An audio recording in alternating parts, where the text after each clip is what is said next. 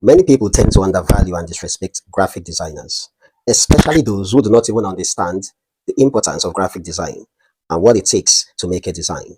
You see, most graphic designers, professional graphic designers, they take time to study and understand what graphic design is. They have to be creative, come up with wonderful concepts and ideas. They spend their time to put these things together to give you the very best of designs.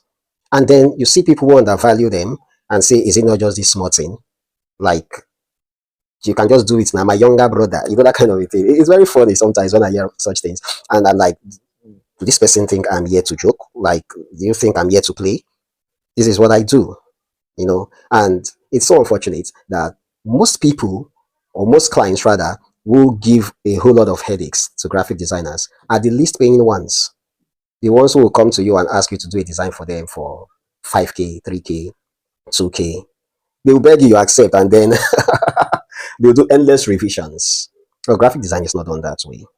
And that's why, as a graphic designer, you need to understand that you give your clients that they have options for 2 to 3 revisions.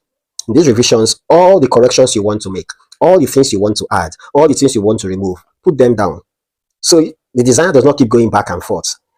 So, amongst other things, these are the ways in which clients disrespect and undervalue graphic designers.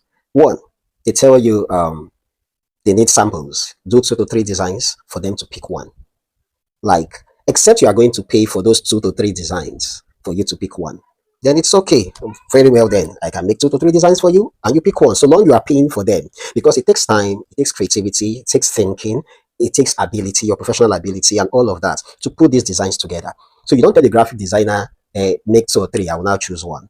It doesn't make sense. It's like going to a tailor and tell the tailor, make 2 to 3 clothes, and then I will pick the finest one or the one that fits my body better. No, that is not done. And it is something that many graphic designers do not know.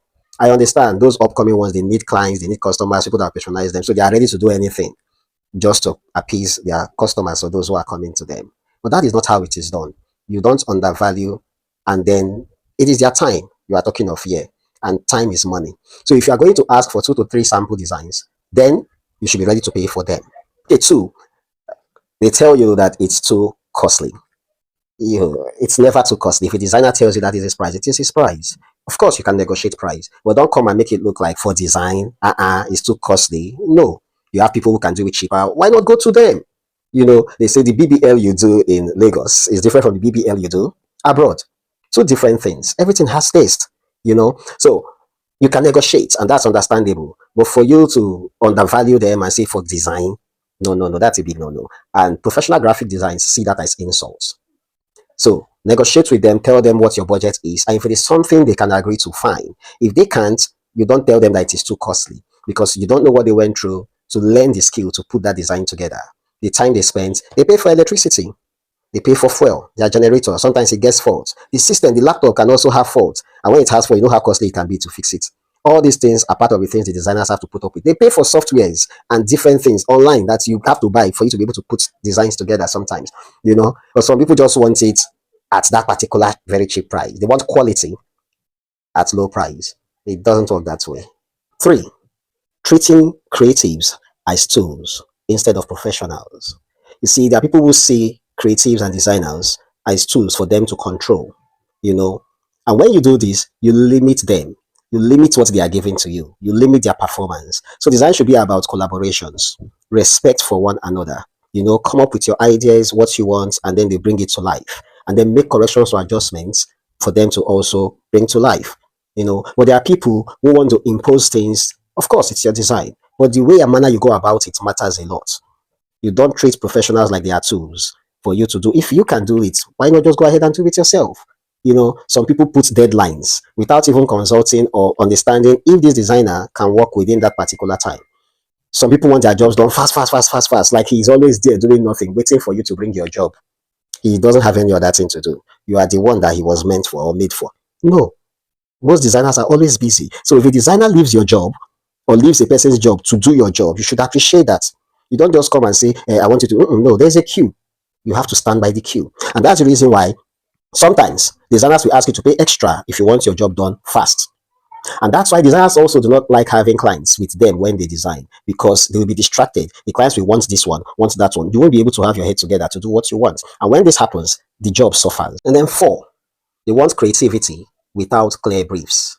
They don't give you clear briefing into what they actually want. Hey, I want a design for this, and that's just all. They don't tell you, okay, this is what I want it to look like. The color scheme, this is the color I prefer. The images, the title, the text, the write-ups, contact information. They don't give you any of this, and they just tell you do it. You know now. You should know how to do it. No, that is not professional. As a client, you should know what you want. Make a list of it. You see, the problem is that many of the clients are lazy. They don't want to do the work. But the moment you start designing, they tell you, no, we don't want this one. We want that one. Why didn't you say all of this from the start? So it's important that as a designer, you have a client form where you inform the client that provide these things so I can be able to know what you actually need for your design. And then we work around it. This helps you to save time and then helps creativity to come to play. Because if you are working blindly, you don't know where you are headed. At the end of the day, the client tells you, I don't want this one. I don't want this color. I don't want that color. But if they've given you their color scheme and what they need, their text and all of that, images, they can also provide the kind of images they want too. You know, some will not even send you sharp images. The images will be very boring. You have to go and work on the images yourself. All these things are still time. And yet, there are many who still do not appreciate it. And that is not supposed to be so. Number five, there is this small thing I want you to there is nothing like small thing when it comes to graphic design, and the moment the client say there is this small thing, they want to underpay you, and you shouldn't allow that. There is nothing like small thing, because it takes a lot to even do that particular thing that you call a small thing. Sometimes you might not even be on your system when they make this demand, so you have to put on your system. And if the system is off, there is no electricity, you have to go and put on the gen. So there's nothing like small thing. It's just a way of trying to play around you. So it's important that you respect graphic designers. Creative design, professional design, it takes creativity, it takes skill, it takes time, it takes ability. It is not a favor. You're not doing the designer any favor. It is his job. It is what he does for a living. So don't see it like, hey, you want to do him a favor. Six, delaying payments. You see, there are many clients who take it for granted that they can pay whenever they want to pay. They owe you and all of that. And that's the reason why, as a graphic designer, you should make sure that there is up to at least a 50% payment before you start the job. That shows that they are serious. And when you are done with the job, do not send them the original copy. Watermark it and send to them. So if they want it, fine, let them go ahead with the watermark. When they are done with it and they want to get the real copy, they should complete payments. So always make sure you watermark your job if the payment for that job has not been completed. Or even send it as view once on WhatsApp to them. It's you protecting your job, protecting yourself. It takes serious intellectual work to create professional design. So you should respect these designers, stop undervaluing them, and pay them what they deserve. And so, till we meet again to talk about other tips with regards to graphic design, I remain Brainiac Concept. Thank you very much.